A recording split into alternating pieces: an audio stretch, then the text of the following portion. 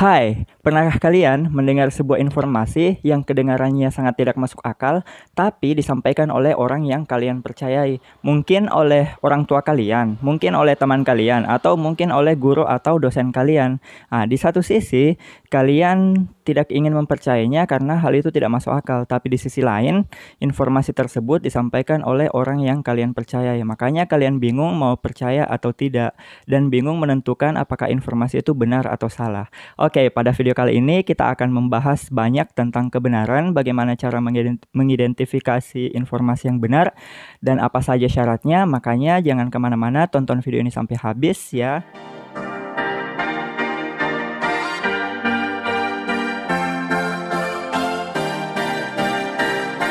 Apabila kita membicarakan kebenaran dan kita melihat dari sudut pandang filosofis, itu sangat rumit, sangat banyak teori-teori di dalamnya dan membuat kita bingung.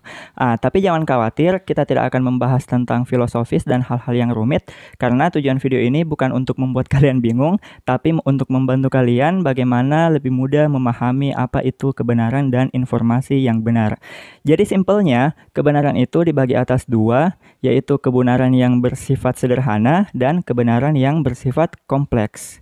Kebenaran yang bersifat sederhana adalah informasi yang semua orang percayai karena informasi tersebut gampang untuk diverifikasi. Cara memverifikasinya cukup menggunakan indera kita, misalnya penglihatan atau pendengaran, ataupun kita dapat menyentuhnya secara langsung dan orang lain juga bisa melakukan hal yang sama. Makanya kebenaran yang bersifat sederhana ini tidak menimbulkan banyak perdebatan. Yang rumit adalah kebenaran yang tipe kedua, yaitu kebenaran yang bersifat kompleks. Karena kebenaran ini itu tidak bisa kita verifikasi secara langsung, secara individu, karena mungkin kita tidak mempunyai akses ke hal tersebut. Misalnya kebenaran ini cuman bisa diakses oleh segelintir orang atau cuman bisa diakses oleh ahlinya, misalnya ahli biologi, ahli fisika, dan lain-lain. Sebagai contoh, apakah atom itu benar-benar ada? Apakah informasi tentang keberadaan atom itu benar? Informasi ini saya tidak bisa mengeceknya secara langsung karena saya bukan seorang saintis dan saya tidak mempunyai perlengkapan seperti mikroskop untuk melihat atom secara langsung, tapi saya percaya dan saya menganggap bahwa berita tentang keberadaan atom itu benar karena saya mempercayakan ke saintis atau ke orang yang berkompeten dan mereka mengatakan bahwa atom itu benar. Dan argumen ini atau informasi ini disertai dengan bukti-bukti. Jadi, sebenarnya kebenaran yang kompleks ini dibutuhkan yang namanya kepercayaan. Kita mempercayakan ke orang lain yang lebih berkompeten sehingga kita lebih mudah untuk menarik kesimpulan. Oke, bagaimana dengan hal yang orang lain katakan atau informasi yang kalian dapatkan dan informasi tersebut sifatnya kebenaran yang kompleks? Apakah kalian bisa memverifikasinya dalam waktu dekat? Apakah kalian butuh waktu untuk mengadakan penelitian dulu, mencari referensi, mencari bukti-bukti? Oke, jadi sebenarnya ada beberapa cara yang kita lakukan untuk cepat mengidentifikasi informasi mana yang benar. Biasanya informasi yang benar itu tidak berdasarkan 3 hal yang akan saya sebutkan. Yang pertama, tidak berdasarkan personal experience atau pengalaman pribadi. Karena pengalaman pribadi ini berbeda dari satu orang ke orang lain dan kita cenderung berhalusinasi atau melihat sesuatu itu tidak sebenarnya. Karena dalam ilmu psikologi ada yang namanya pareidolia. Pareidolia itu di mana kemampuan otak kita yang selalu mau mencari pola pada hal-hal yang random. Misalnya begini, kalian pergi ke suatu tempat dan merekam secara random dan tidak sengaja kamera kalian itu merekam pepohonan yang menyerupai sebuah wajah. Dan pada saat kalian melihatnya, kalian beranggapan bahwa itu adalah sebuah penampakan makhluk halus.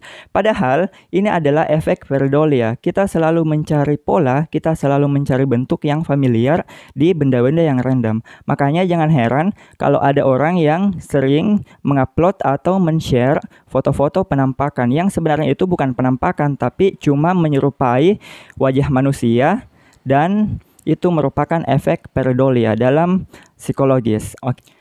Hal yang kedua adalah personal feeling. Oke, jadi apabila ada informasi yang kalian dapatkan yang berdasarkan personal feeling atau perasaan pribadi, kalian harus hati-hati, jangan langsung percaya.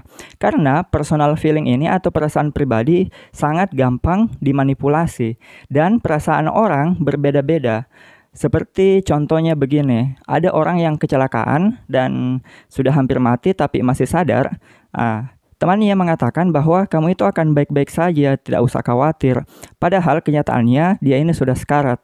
Informasi yang tadi yang mengatakan bahwa kamu akan baik-baik saja itu terasa nyaman pada orang lain yang membutuhkan informasi tersebut. Tapi rasa nyaman tersebut tidak menjamin kebenaran informasi itu. Karena terkadang orang mengatakan hal-hal yang nyaman cuman untuk dipercayai. Oke, dan yang ketiga adalah argumen yang berdasarkan personal opinion. Personal opinion di sini berbeda dari setiap orang dan orang yang lain. Kalian bebas mengutarakan opini kalian, saya juga bebas mengutarakan opini saya. Tapi yang manakah opini yang kemungkinannya benar itu lebih besar adalah opini yang disertai dengan bukti-bukti yang kuat. Saya ingat perkataan Carl Sagan, salah satu saintis favorit saya. Beliau mengatakan, extraordinary claim require extraordinary evidence. Oke, jadi kalau ada orang yang beropini, maka kalian harus lihat apakah opini mereka ini sangat luar biasa, apakah klaim mereka ini sangat luar biasa. Kalau klaim mereka luar biasa atau opini mereka luar biasa, maka untuk memvalidasinya dibutuhkan bukti yang luar biasa pula, sehingga bisa dikatakan kebenaran. Kalau opini mereka sangat luar biasa dan klaim mereka sangat luar biasa, tapi tidak bisa mendatangkan bukti yang luar biasa pula, maka sangat rasional bagi kalian untuk menolak informasi, argumen, atau opini tersebut. Oke? Dan argumen yang benar biasanya mengandung 3 hal, yaitu pertama, logis, sesuai dengan hukum alam. Yang kedua adalah berasal dari sumber yang terpercaya, misalnya orang yang berkompeten. Dan yang ketiga, disertai dengan bukti-bukti yang kuat. Apabila kalian mendengar informasi yang tidak memenuhi 3 kriteria yang tadi, maka sangat wajar jika kalian mempertanyakan kebenarannya. Oke? Jika kita terlahir 500 atau 1000 tahun yang lalu, maka sangat sulit untuk membedakan informasi mana yang benar dan informasi mana yang salah. Tapi untungnya kita hidup di zaman yang serba modern. Kita hidup di tahun 2020 di mana akses informasi itu dapat kita temukan sangat mudah, dan apabila ada informasi yang kita dapat sangat mudah juga untuk memverifikasinya karena kita punya internet, kita punya sumber-sumber, kita punya para ahli dan sebagainya. Makanya sebagai manusia kita harus senantiasa mengecek informasi yang kita dapatkan. Jangan langsung percaya, jangan langsung menyebarkannya sebelum kalian yakin 100% bahwa informasi itu benar. Oke, dan kalian tahu nggak apa sih tools yang manusia punya untuk mengidentifikasi kebenaran atau mencari kebenaran dan tingkat akurasinya itu sangat tinggi? Oke, jadi manusia mempunyai science.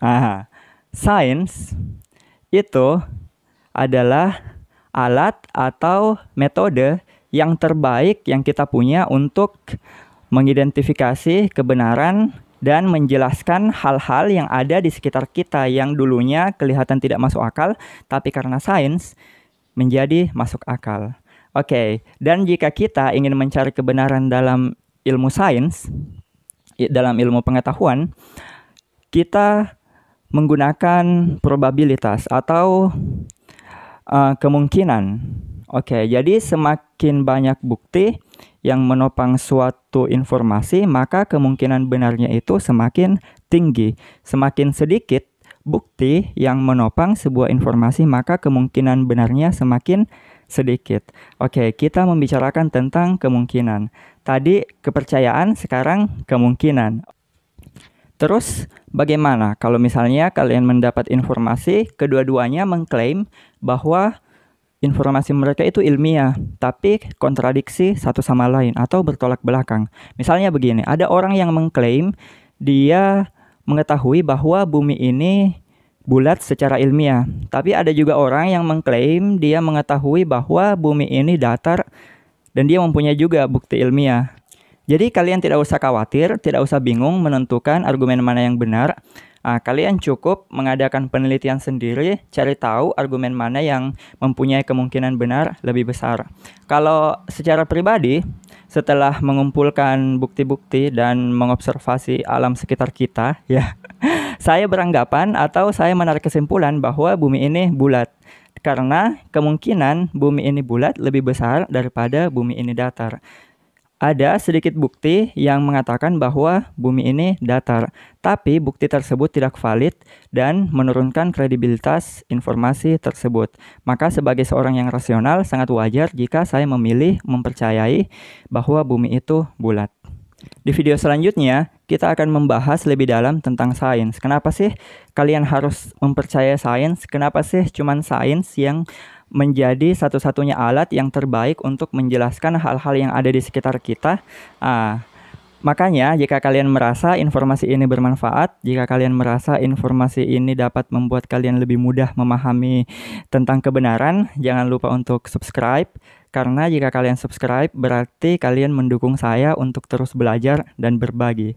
Oke, sampai di sini dulu apa yang bisa saya sampaikan. Tetap belajar teman-teman, karena sains itu indah, sains itu amazing, dan sains itu mudah dipahami. See you next time. Bye-bye.